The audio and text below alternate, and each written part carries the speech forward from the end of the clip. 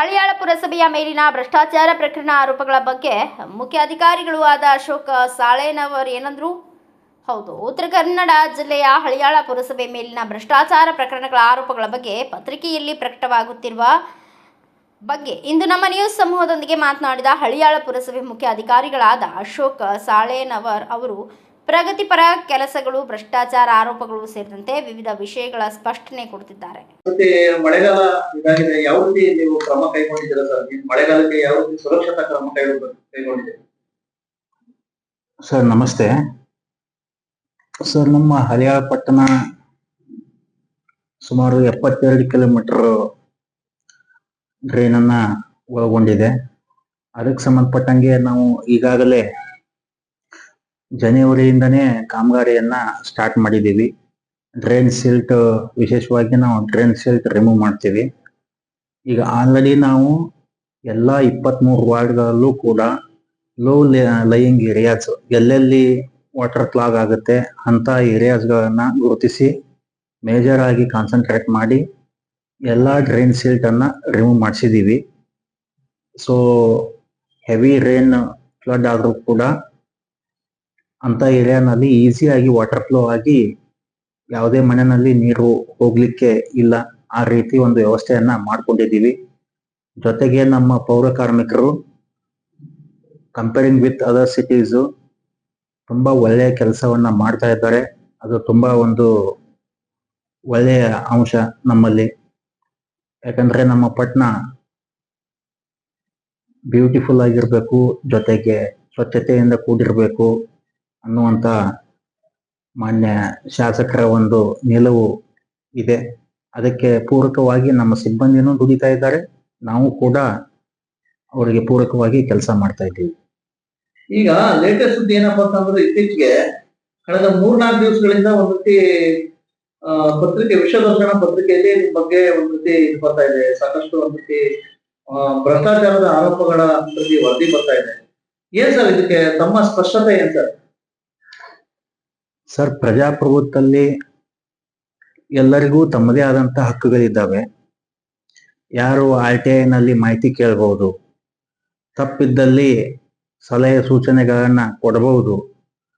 But ಅದು ವಿಧಾನಗಳು ಬೇರೆ ಬೇರೆ ಇರಬಹುದು. ಅದರ ಬಗ್ಗೆ ನನಗೇನು ಬೇಜಾರೇ ಇಲ್ಲ. ನಾನು ಆತ್ಮಸಾಕ್ಷಿಗೆ ಅನುಗುಣವಾಗಿ ಕೆಲಸ ಮಾಡ್ಕೊಂಡು ಹೋಗುವಂತ ಮನುಷ್ಯ, ವರ್ಕ್ ಹಾಲಿಕ್ ಮನುಷ್ಯ. ಅದು ಇಲ್ಲಿ ಜನರಿಗೆ ಗೊತ್ತಿದೆ ನಾನು ಏನ್ ಕೆಲಸ ಮಾಡಿದ್ದೀನಿ ಅಂತ. ಇದ್ರ ಜೊತೆಗೆ ನಮ್ಮ ಅನುಭವಿ ಮಾನ್ಯ ಶಾಸಕರು, ಅವರ ಮಾರ್ಗದರ್ಶನ, ಅವರ ಸಲಹೆ ಸೂಚನೆಯಂತೆ ನಾನು ಕೆಲಸ ಮಾಡ್ತಾ ಇದ್ದೀನಿ. ಸುಮಾರು ಕೆಲಸಗಳನ್ನ ಅತಿ ಕಡಿಮೆ ಅವಧಿಯಲ್ಲಿ ಕರೆಕ್ಟ್ ಆಗಿ ಎಕ್ಸಿಕ್ಯೂಟ್ ಮಾಡುವಂತೆ ನಮ್ಮ ಸಾಹೇಬರು ಅವರ ಒಂದು ಮಾರ್ಗದರ್ಶನದಲ್ಲಿ ಸುಮಾರು ಕೆಲಸ ಮಾಡಿದ್ದೀವಿ. ಈ ಹಂತದಲ್ಲಿ ನನ್ನ ವೈಯಕ್ತಿಕ ಒಂದು ಸರ್ವಿಸ್ ಅಂಶಗಳನ್ನು ಹೇಳಲಿಕ್ಕೆ ಇಷ್ಟಪಡ್ತಾ ಇದ್ದೀನಿ. 2011ರಲ್ಲಿ ಫಸ್ಟ್ ಗ್ರೇಡ್ ರೆವಿನ್ಯೂ ಇನ್ಸ್ಪೆಕ್ಟರ್ ಆಗಿ ನಾನು ಬಂದ ಮೇಲೆ ನನ್ನ ಎಂಟೈರ್ ಒಂದು 15 ವರ್ಷದ ಅವಧಿಯಲ್ಲಿ 1 ವರ್ಷ ಗದಗ ಲಕ್ಷ್ಮೇಶ್ವರದಲ್ಲಿ ಮಾಡಿದ್ದೀನಿ. ಉಳಿದಂತ ಅವಧಿಯನ್ನ ನಾನು ಹಳಿಯಾಳದಲ್ಲೇನೆ ಮಾಡಿದ್ದೀನಿ, ವಿವಿಧ ಹುದ್ದೆಗಳಲ್ಲಿ ಮಾಡಿದ್ದೀನಿ ಅಷ್ಟೇ. ಈಗ ಮುಖ್ಯಾಧಿಕಾರಿಯಾಗಿ ನವೆಂಬರ್ 2022ರಿಂದ ನಾನು ಈ ಹುದ್ದೆಯನ್ನ ನಿರ್ವಹಿಸ್ತಾ ಇದ್ದೀನಿ. ಅದಕ್ಕೆ ಸಂಬಂಧಪಟ್ಟಂಗೆ ಹಲವು ಆರೋಪಗಳು ಬಂದಿದ್ದಾವೆ. RTI ಅಡಿಯಲ್ಲಿ ಪ್ರಕಾಶ್ ಗೌಡ ಪಾಟೀಲ್ ಅನ್ನುವಂತ ಒಬ್ರು RTI ಕಾರ್ಯಕರ್ತರು, ಅದೇ ರೀತಿ ಮತ್ತೊಬ್ರು ಶ್ರೀ ಹನುಮಂತ್ ಹರಿಜನ್ ಅಂತೇಳಿ ಕಾರ್ಯಕರ್ತರು ಮಾಹಿತಿ ಕೇಳಿದ್ದಾರೆ. ಅದ್ರ ಬಗ್ಗೆ ನನ್ಗೆ ಬೇಜಾರಿಲ್ಲ, ತಪ್ಪಿಲ್ಲ. ಅವ್ರು ಕೇಳಿದ್ದು ಸರಿ ಇದೆ, ಅದಕ್ಕೆ ಸಂಬಂಧಪಟ್ಟಂಗೆ ನಾವು ಮಾಹಿತಿಯನ್ನು ಕೊಟ್ಟಿದ್ದೀವಿ. ಬಟ್ ಅದರಲ್ಲಿ RTI ಆಕ್ಟ್ ಏನ್ ಹೇಳ್ತಾನೆ, ಸಾರ್ವಜನಿಕ ಹಿತದೃಷ್ಟಿ ಅಂತ ಮೆನ್ಷನ್ ಮಾಡ್ತಾನೆ. ಸಾರ್ವಜನಿಕ ಹಿತದೃಷ್ಟಿ ಇದ್ದಲ್ಲಿ ಅದು ವೈಯಕ್ತಿಕ ಒಂದು ದ್ವೇಷದ ಕಡೆಗೆ ಹೋಗಬಾರದು. ಯಾವುದೇ ಮಾಹಿತಿಯನ್ನ ತಗೊಂಡು ವೈಯಕ್ತಿಕ ವ್ಯಕ್ತಿಗತ ಹಿತ ಸಾಧನೆಗೆ ಬಳಕೆ ಆಗಬಾರ್ದು ಅನ್ನೋದು ನನ್ನ ಒಂದು ಸ್ಪಷ್ಟವಾದಂತ ನಿಲುವು. ಸಾರ್ವಜನಿಕರಿಗೆ ಈಗ ಒಳ್ಳೆಯದಾಗುವುದಾದ್ರೆ ಖಂಡಿತ ಅಧಿಕಾರಿ ಅದಕ್ಕೆ ಒತ್ತನ್ನು ಕೊಡಬೇಕು. ಸಂಬಂಧಪಟ್ಟಂತ ಮಾಹಿತಿಯನ್ನ ಕೊಟ್ಟ ಮೇಲೆ ಅದನ್ನ ನಾವು ಸಾಮಾಜಿಕ ಜಾಲತಾಣದಲ್ಲಿ ಬಿಡ್ಲಿಕ್ಕೆ ನಮಗೆ ಅನುಮತಿ ಕೊಡಿ ಅಂತ ಹೇಳೋದು, ದಿನಾಂಕವನ್ನ ನಿಗದಿಪಡಿಸಿ ಬಹಿರಂಗ ಚರ್ಚೆಗೆ ಬನ್ನಿ ಅಂತ ಕೇಳೋದು, ಆಮೇಲೆ ಸುಳ್ಳು ಜಾತಿ ನಿಂದನೆ ಪ್ರಕರಣವನ್ನ ಮುಖ್ಯಾಧಿಕಾರಿ ಹಾಗೂ ಸಿಬ್ಬಂದಿಗಳ ಮೇಲೆ ದಾಖಲು ಮಾಡೋದು, ಮತ್ತು ನೀರಿನ ಶುಲ್ಕ ವಸೂಲಿ ಮಾಡಕ್ಕೆ ನಮ್ಮ ಸಿಬ್ಬಂದಿ ಹೋದಾಗ ಅವ್ರ ಮೇಲೆ ಮಾನಹಾನಿ ಪ್ರಕರಣವನ್ನ ದಾಖಲು ಮಾಡೋದು, ಇವೆಲ್ಲ ವೈಯಕ್ತಿಕ ದ್ವೇಷ ಭಾವನೆ ಮತ್ತು ವ್ಯಕ್ತಿಗತ ಹಿತ ಸಾಧನೆಗಾಗಿ ಇರುವಂತ ಟೂಲ್ ಆಗಿ ಇದು ಕಾಣಿಸುತ್ತೆ. ಆ ಒಂದು ಒಂದು ಹಿನ್ನೆಲೆಯಲ್ಲಿ ಒಬ್ಬ RTI ವ್ಯಕ್ತಿ ಸುಮಾರು 142 ಅರ್ಜಿಗಳನ್ನು ಸಲ್ಲಿಸಿದಾಗ ನಾವು ಸುಮಾರು 48 ಅರ್ಜಿಗಳಿಗೆ ಮಾಹಿತಿಯನ್ನು ಕೊಟ್ವಿ.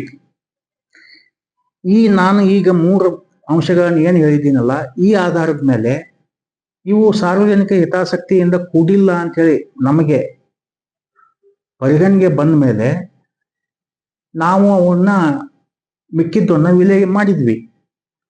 ಸೊ ಅದನ್ನೇ ಒಂದು ಕುಂಟು ನೆಪ ಮಾಡಿಕೊಂಡು ನಮ್ಮ ಸಿಬ್ಬಂದಿಗಳ ಮೇಲೆ ಒಂದು ರೀತಿ ಶೋಷಣೆ ಮಾಡೋದು, ಸಿಬ್ಬಂದಿಗಳಿಗೆ ಬೈಯೋದು, ಈ ರೀತಿ ಮಾಡ್ತಾ ಇದ್ರೆ ಸೊ ಯಾರಿಗೇ ಆಗಲಿ ಮಾನಸಿಕವಾಗಿ ತುಂಬಾ ಹಿಂಸೆ ಆಗತ್ತೆ, ಕೆಲಸ ನಿರ್ವಹಿಸೋದು ತುಂಬಾ ಕಷ್ಟ ಆಗತ್ತೆ. ಯಾಕಂದ್ರೆ ಇದು ಒಂದೇ ಕೆಲಸ ಇರೋದಿಲ್ಲ. ಮುನ್ಸಿಪಾಲಿಟಿ ಅಂತಂದ್ರೆ ಪ್ರತಿ ದಿನನೂ ನಿತ್ಯವೂ 100 ಸಮಸ್ಯೆಗಳಿರ್ತವೆ. ಪ್ರತಿದಿನವೂ ಒಂದು ಹೊಸ ಸಮಸ್ಯೆ ಇದ್ದೇ ಇರುತ್ತೆ.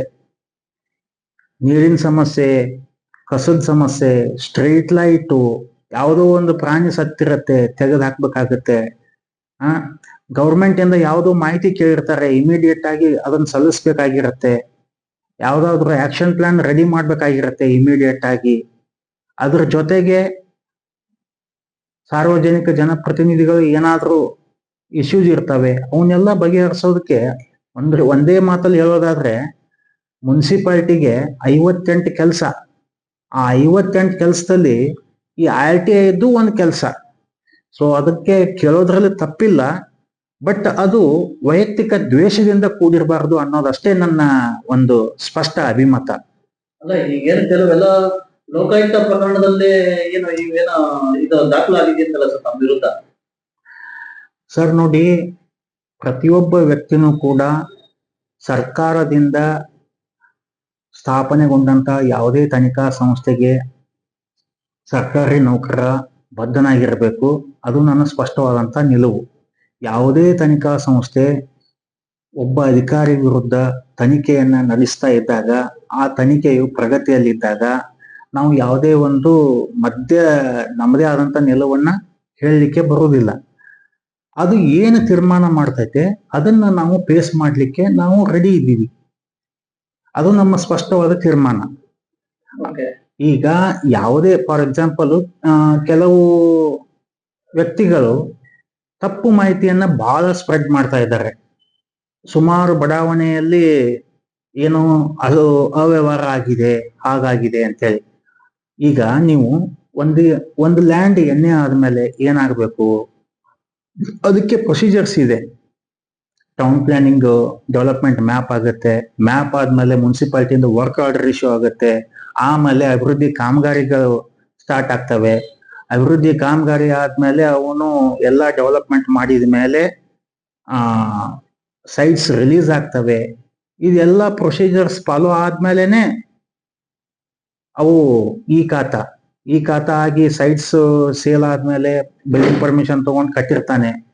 ಆದ್ರೆ ಇವು ಹಂತವಾಗಿ ಸರ್ಕಾರದಿಂದ ಏನು ಸರ್ಕ್ಯುಲರ್ಸ್ ಏನ್ ಫಾಲೋ ಅಪ್ ಆಗ್ತಾ ಇದ್ದಾವೆ, ಲೇಔಟ್ ಒಂದೇ ವರ್ಷದಲ್ಲಿ 2 ವರ್ಷದಲ್ಲಿ ಅವು ಆಗೋದಿಲ್ಲ.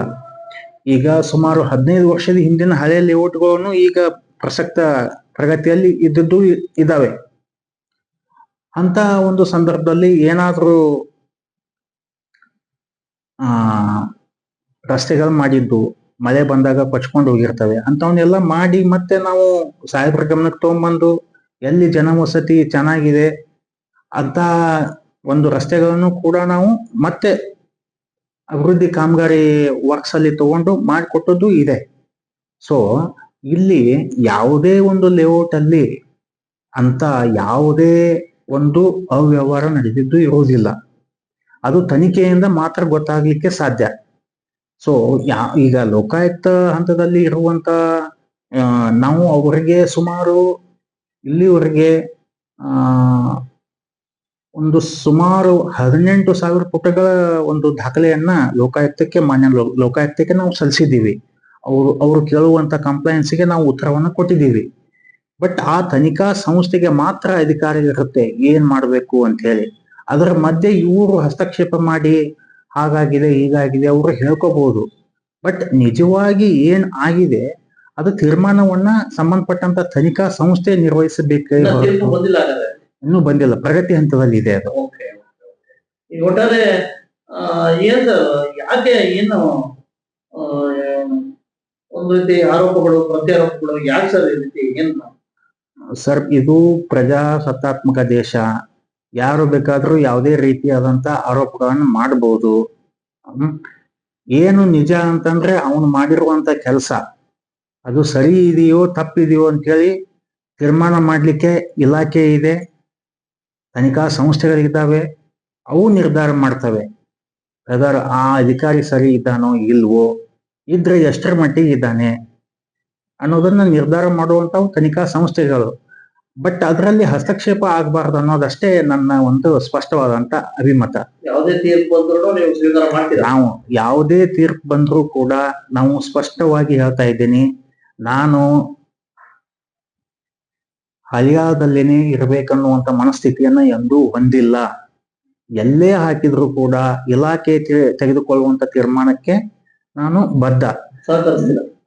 ನಾವು ಹೋಗ್ಲೇಬೇಕು ಸರ್. ಇದು as per government guide line protocol ಪ್ರಕಾರ ನಮ್ಮ ಹೈಯರ್ ಅಥಾರಿಟಿ ಏನೇ ಇನ್ಸ್ಟ್ರಕ್ಷನ್ ಪಾಸ್ ಮಾಡಿದ್ರು ಒಬ್ಬ ಸರ್ಕಾರಿ ಅಧಿಕಾರಿಯಾಗಿ ಸಾರ್ವಜನಿಕ ನೌಕರರಾಗಿ ನಾವು ಕರ್ತವ್ಯ ನಿರ್ವಹಿಸಬೇಕು ಅದನ್ನೇ ಅದೇ ರೀತಿ ನಾನು ಮಾಡ್ತೀನಿ. ಅದ್ರ ಬಗ್ಗೆ ಎರಡು ಮಾತಿಲ್ಲ. ನಮ್ದು ಜನರಿಗೆ ಎಷ್ಟು ಸಾಧ್ಯ ಇದೆಯೋ ಅಷ್ಟು ಒಳ್ಳೆಯ ಸೇವೆಯನ್ನು ಕೊಡಬೇಕು, ಇಮಿಡಿಯೇಟ್ ಆಗಿ ಅವ್ರಿಗೆ ಪಬ್ಲಿಕ್ ಗ್ರೀವೆನ್ಸಸ್ ಅಡ್ರೆಸ್ ಆಗ್ಬೇಕು ಅನ್ನುವಂತ ಧ್ಯೇಯವನ್ನು ಇಟ್ಕೊಂಡು ಕೆಲಸ ಮಾಡ್ತಾ ಇದ್ದೀವಿ ಹೊರತಾಗಿ ಇನ್ನೊಬ್ಬರಿಗೆ ವೈಯಕ್ತಿಕ ದ್ವೇಷ ಇಟ್ಕೊಂಡು ವೈಯಕ್ತಿಕ ನಿಂದನೆ ಮಾಡೋದು, ಓನ್ಲಿ ಒಬ್ಬ ಅಧಿಕಾರಿನ ಮಾತ್ರ ಟಾರ್ಗೆಟ್ ಮಾಡಿ ಮಾಡೋದನ್ನ ನಾನು ಈ ಒಂದು ಸಂದರ್ಭದಲ್ಲಿ ನಾನು ಖಂಡಿಸ್ತೀನಿ. ಧನ್ಯವಾದಗಳು. ನ್ಯೂಸ್ ಡೆಸ್ಕ್, ಭಾರತ ವೈಭವ news, Haliyal. Thanks for watching. Read, discuss and debate with editor Dr. Yan Prashant Rao. Wanted reporters in print, digital and visual media for Bharat Vaibhav Daily Newspaper, BV News 5 Channel and BV Fast Web News from all the talukas of Karnataka, Goa and Maharashtra. If interested, send your resume to 9019229369.